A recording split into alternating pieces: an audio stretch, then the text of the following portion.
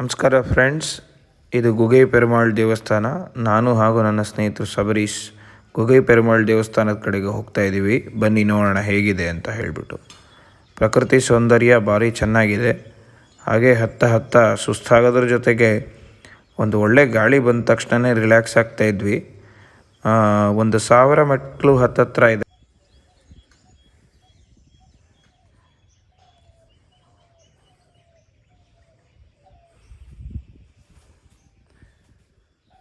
ನಮಸ್ಕಾರ.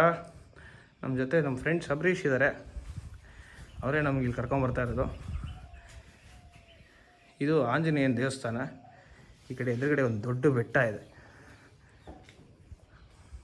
ನಾವು ಹೋಗ್ತಾ ಇರೋದು ಗುಗೈ ಪೆರುಮಾಳ್. ಗುಗೈ ಅಂದರೆ ಕೇವು, ಪೆರುಮಾಳ್ ಅಂದರೆ ಶ್ರೀನಿವಾಸನ ದೇವಸ್ಥಾನ. ಫ್ರೆಂಡ್ಸ್ ನೋಡಿ, ಇದೇ ಮೇಲ್ಗಡೆ ಹತ್ತಕ್ಕೆ ಮೆಟ್ಲು. ಈಗ ತಾನೇ ಪೇಂಟ್ ಹೊಡೆದಿದ್ದಾರೆ. ಇಲ್ಲಿ ಎದುರುಗಡೆ ಒಂದು ಬೆಟ್ಟ ಇದೆ. ಇದೆಲ್ಲನೂ ವೆಸ್ಟರ್ನ್ ಘಾಟ್ಸ್.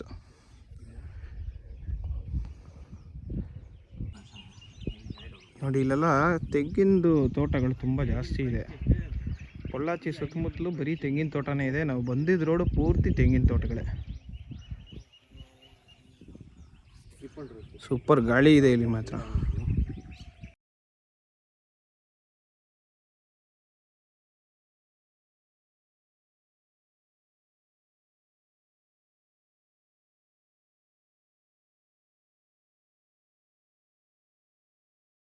ಸೊ ಇದು ಗುಗೈ ಪೆರುಮಾಳ್ ದೇವಸ್ಥಾನ ಎದುರುಗಡೆ ಇರೋ ವ್ಯೂ. ಸುತ್ತಲೂ ಬೆಟ್ಟನೇ, ಎಲ್ಲ ವೆಸ್ಟರ್ನ್ ಘಾಟ್ಸು. ಸೊ ಇದು ದೇವಸ್ಥಾನ. ಇದೇ ದೇವಸ್ಥಾನದ ಎಂಟ್ರಿ. ನಮ್ಮ ಸ್ನೇಹಿತರು ನೋಡಿ ನಿಂತ್ಕೊಂಡಿದ್ದಾರೆ. ಸಬರೀಶ್,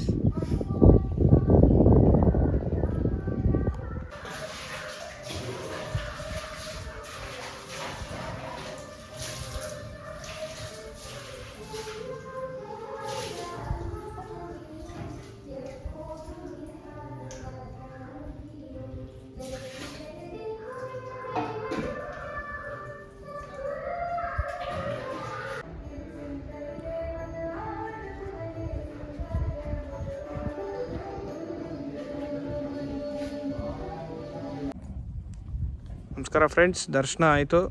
ಈಗ ನಾವು ಒಂದು ರೋಡ್ ನಿಮಗೋಸ್ಕರ ಈ ದಾರಿ ತೋರಿಸ್ತಾ ಇದ್ದೀವಿ. ನಡೆದು ಬಂದ ದಾರಿ. ಮೆಟ್ಲು 1000 ಮೆಟ್ಲು ಮೇಲಿದೆ. ಸೊ ಎಲ್ಲ ಎದುರುಗಡೆ ಇರೋದೆಲ್ಲ ಚಿಕ್ಕ ಚಿಕ್ಕದಾಗಿ ನಿಮಗೆ ಕಾಣಿಸ್ತಾ ಇರೋದು ಬಂದು ತೆಂಗು, ಕೋಕೋನಟ್ ಪ್ಲಾಂಟೇಶನ್. ನೋಡಿ, ಇಲ್ಲಿ ನಡ್ಕೊಂಬರ್ತಾ ಇದ್ದಾರೆ. ಸೊ ಇದು ಬಂದು ದೇವಸ್ಥಾನಕ್ಕೆ ದಾರಿ. ಇಲ್ಲಿ ಬಲಭಾಗದಲ್ಲಿ ರಾಮಾನುಜರ ಸನ್ನಿಧಿ ಇದೆ. ಮೇಲ್ಗಡೆ ಗುಗೈ ನಾರಾಯಣನ ಸನ್ನಿಧಿ. ಅದು ಆಲ್ರೆಡಿ ನಿಮಗೆ ತೋರಿಸಿದ್ದೀನಿ. ಆದರೂ ಈಗ ಒಂದು ರೌಂಡು ಪ್ರಾಕಾರಣ ಸುತ್ತಿ ತೋರಿಸೋಣ ಅಂತ.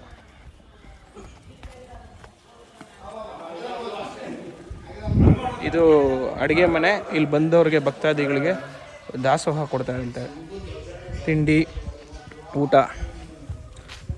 ಸೊ ಇದು ಒಂದು ಸನ್ನಿಧಿಗೆ ದಾರಿ.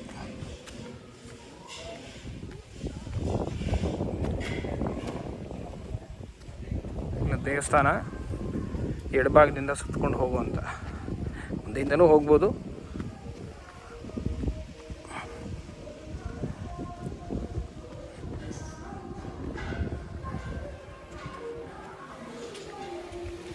ಹಳ್ಳಿ ಮರ ಇದೆ.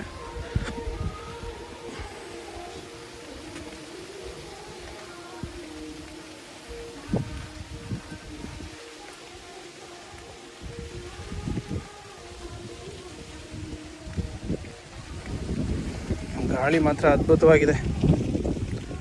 ಒಂದು ಧ್ಯಾನ ಮಾಡೋರಿಗೆಲ್ಲ ಒಳ್ಳೆ ಜಾಗ. ನಾನು ಕೂಡ ನನ್ನ ಧ್ಯಾನ ಪ್ರಾಕ್ಟೀಸ್ಗಳೆಲ್ಲ ಮಾಡಿ ಆಯಿತು. ಯಾರೂ ನಿಮ್ಮನ್ನು ಡಿಸ್ಟರ್ಬ್ ಮಾಡಲ್ಲ, ಯಾಕೆ ಕೂತೀರಾ ಅಂತಲೂ ಕೇಳಲ್ಲ. ಎದುರುಗಡೆ ದೀಪ ಹಚ್ತಾರಂತೆ. ಸೊ ಎದುರುಗಡೆ ಬಿಸಿಲಿಲ್ಲ ಅಂತ ಹೇಳಿದ್ರೆ ಪಳನಿನೂ ಕಾಣಿಸುತ್ತೆ ಅಂತ ಹೇಳಿದ್ರು ಪೂಜೆ ಮಾಡೋರು. ಸೊ ಇದೇ ದೇವಸ್ಥಾನ.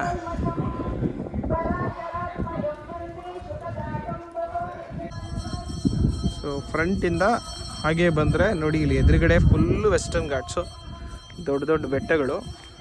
ಇಲ್ಲಿ ನಾವು ನಡೆಯೋ ಜಾಗ. ಒಂದು ರೌಂಡ್ ಪ್ರಾಕಾರ ಒಳಗಡೆ ಸುತ್ತಿ ದೇವರ ದರ್ಶನ ಮಾಡಿಕೊಂಡು ಅದಾದ ನಂತರ ಕೆಳಗಡೆ ಇಳಿತೀರಾ ನೀವು.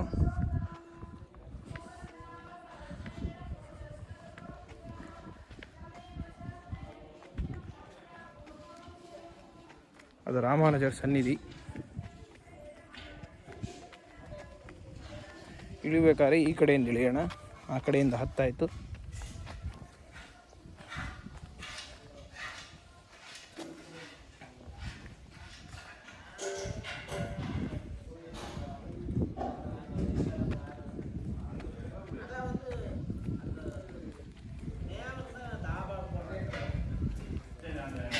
ಇದೇ ಅದು ಅಡುಗೆ ಮಾಡ್ತಾ ಇರೋ ಜಾಗ, ರಾಮಾನುಜರ ಸನ್ನಿಧಿ. ಇನ್ನೊಂದ್ಸಲ ತೋರಿಸ್ಬಿಡ್ತೀನಿ.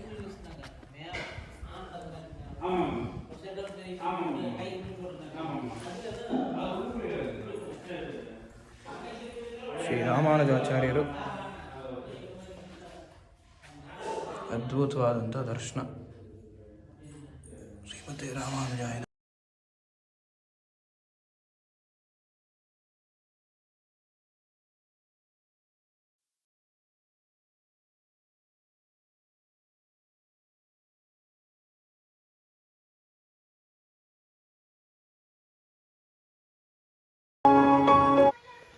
ನಮಸ್ಕಾರ. ಪಾಪಾರಾಯರ್ ಸಿದ್ಧರ್ ಸನ್ನಿಧಿ.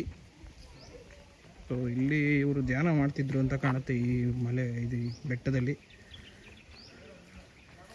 ಪಾಪಾರಾಯರ್ ಸಿದ್ಧರ್.